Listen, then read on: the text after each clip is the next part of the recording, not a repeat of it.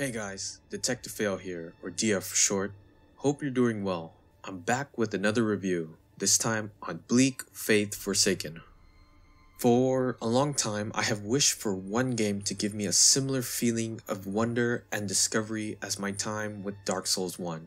For years, I have searched, and as the market filled with countless Souls-likes, I was still unsatisfied because they strive to fulfill different criteria of what makes a Souls-like truly great in varying degrees, except for a single indie RPG, Bleak Faith Forsaken. Made by 3 developers and one I feel has nearly enough to stand next to From Software's beloved Souls games for an indie RPG. Yet the recent release has been unjustly, unfairly, and unreasonably panned by many users on the web for bugs and an epic controversy. The former has been hyperbolized beyond disbelief and gatekeeping, while the latter is a rabbit hole I'm not going to discuss it here. Despite these major claims, I sought to review the game based on its own merits upon release. This is my review of Bleak Faith Forsaken after 34 hours. For full disclosure, I did not ask the developers for a review copy since I want to experience it with everyone else. Anyways, let's get started.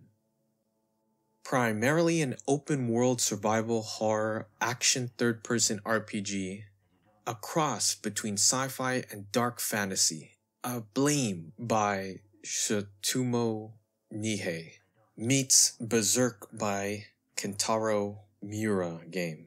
You will explore the Omni structure and discover the history behind this unforgiving world. Embrace the unknown and risk your life multiple times against powerful adversaries.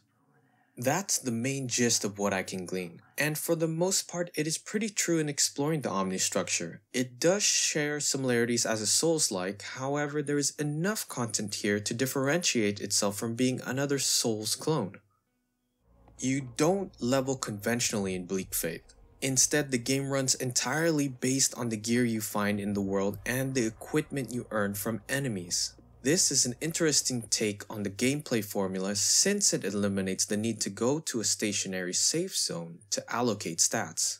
Instead, it enforces a bold approach where players must venture to explore the Omni structure.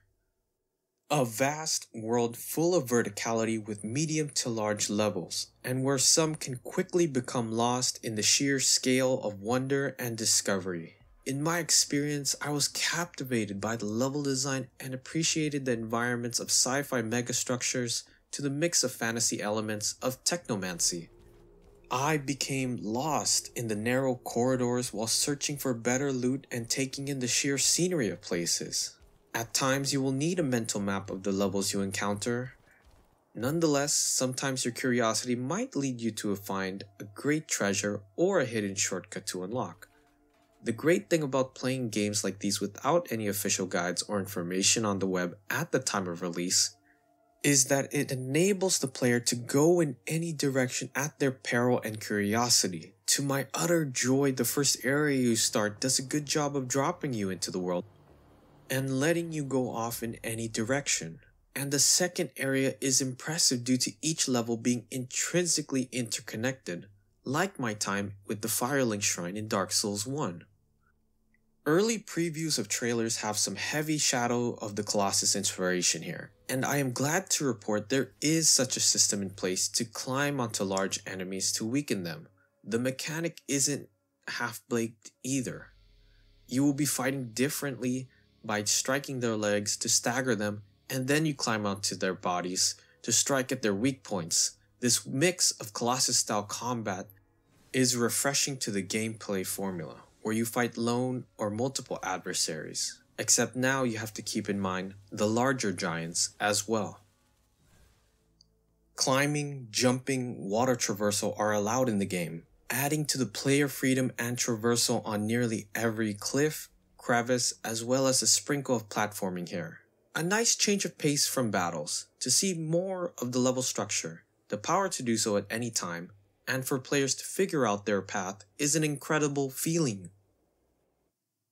Granted, it is not at every level, but the fact is we can jump at any time Also, it's integrated well enough with the other mechanics, not to the point of a checklist, but each mechanic felt natural and not thrown in haphazardly, enhancing the world to make nearly every nook and cranny possible to reach. So if you think there will be some obstacles blocking your path, well, you know what to do. I love your character abilities here and the perk system. They visually affect different playstyles to become extra powerful or subtly with stat upgrades. For example, I could pick the Vampirism perk, granting my character lifesteal. Another perk increases the number of health potions on my belt, a passive chance to create illusions, and dual weapon or heavy weapon masteries to increase damage and more. These, coupled with interchangeable character abilities, made my playthrough very enjoyable since it emphasized different builds and experimentation. I like the crafting system here since it does not contain a currency system to buy equipment or items. Unlike the Souls games, it's inspired by you don't lose currency on death, so it is okay to die. Therefore, the gameplay loop of exploration and defeating enemies to gather materials becomes a euphoric feeling, allowing the player to become stronger as they progress further. Upgrading your weapons and gear outputs a good change in the stats of your character, and as a result, the crafting system helps the player overcome bosses or tough enemy mobs. For bosses, they are threatening and do a fantastic job of giving you a good bit of trouble, but not to the point of being insurmountable to defeat. Simply upgrade gear and weapons and have enough items on your belt to increase damage, armor rating, and more items help immensely to turn the tide of battle. And for the most part, that was enough for me. Attackers are also varied, and I did not see a lot of copy-paste here and there. The whole world evolves in a way I didn't expect as I progressed deeper into the game, making new foes appear. I dig the large variety of weapons and armor you can find, made hunting around the world for unique armor sets and weapons a pleasure, and fighting opponents not dull. Considering I wanted an enemy's gear, cool cape, that's mine now. Whoa, cool staff dude, that too will be mine. So the gameplay momentum is sustained as you progress further in the Omni structure. Weaponry feels powerful and usable in certain situations since they can have one or two unique abilities attached. A unique weapon can emit a sword slash in front of you. The other can teleport behind enemy lines, backstabbing them. Others can summon beams of light. I haven't found all of them yet, but the sheer amount of abilities with unique animations is a great plus in my books. Just like the Soul series, boss weapons feel very powerful to use and very rewarding to have after a tough fight. Also, they aesthetically look very epic. Now then, as much as I want to go on praising what works effectively here, there are some things I must critique, and granted the developers have already fixed the controls and Giants bug. Two major complaints I had were quickly resolved during my playthrough. This is very satisfying to see, and so I'll focus on other matters. First, inventory updates occasionally will not show what I acquired from an enemy or what item I found. I had to check my inventory constantly and discover when did I get that item. All items should pop up clearly, so I do not need to check my inventory and double check. Secondly, minor to somewhat troublesome bugs. Compared to the exaggerated claims by some users online panning the release as unplayable due to the number of bugs, quite frankly, I didn't encounter that many. And when I did, they were largely fixed by the respawn mechanic you have innately. You can spawn one nearby when there are no enemies. Nonetheless, I did experience falling off the map, not intentionally mind you, 2 to 4 times, getting outside level boundaries 2 to 3 times, and collisions with the enemy where I am stuck to them about 3 to 4 times. These all occurred throughout my 34-hour playthrough and one crash to the desktop, and suffice it to say I didn't lose a major amount of progress either. Granted, my playthrough could be different and I've seen different reviews from other reviewers who have played to the end credits stating different experiences with bugs, so this could be a your mileage might vary type of deal. Be that as it may, most reviews on Steam still have negative thumbs down ratings. when the developers have already fixed a good number of those complaints regarding the controls, floating while jumping, and instant death from climbing giants. This is a gentle reminder to read other reviewers' impressions of the game who have played extensively and provide clarity and logical reasoning.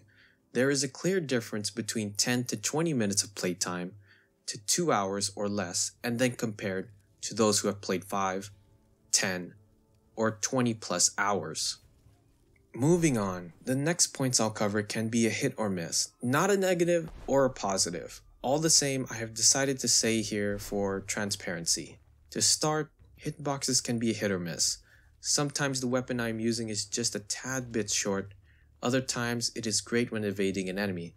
Could be better, I feel. I wish there was a perk reset button or drinking a unique consumable to revert perks. I made the mistake of clicking one perk thinking this will be good, except it's not, and now I'm stuck with a perk for my whole playthrough. Granted, there was a warning attached of picking a perk being irreversible, so that's on me. Has jank when it was good, but also jank when it was bad. Yet, I still had a lot of fun throughout my playthrough, and didn't reach a point of frustration to the degree I wanted to gatekeep this indie RPG for good. In several cases, I had jolly good laughs on some jank occurring, some of which work in my favor. Next, I wish there was more story here. Seems the narrative can be a bit vague at times, and while I appreciated the cutscenes greatly, more dialogue to explain some lore, side quests, or more NPCs to flesh out the world building could do wonders in immersing me further. I also think the combo system can be a hit or miss. I barely touched it early on since I couldn't get the mechanic to activate correctly, while a friend of mine told me it works for them, so I'm going back to see if I can properly activate them in fights. Probably my fault for not fully understanding how it works. Perhaps a tutorial archive in the menu to refresh players on mechanics would be nice. And that's it. My final score for Bleak Faith Forsaken is an 8 out of 10. There is plenty of good content here the game has organically as an indie RPG made from 3 developers. So, if you are on the hunt for an indie RPG Souls-like in the vein of Dark Souls 1, just as I was, a mix of sci-fi and fantasy with a cross of Blame and Berserk, and don't mind the occasional jank here and there, then I recommend Bleak Faith Forsaken. I have faith that the developers from Archangel Studios will come out with something great in store for us. Anyway, that's enough from me. Take care, guys.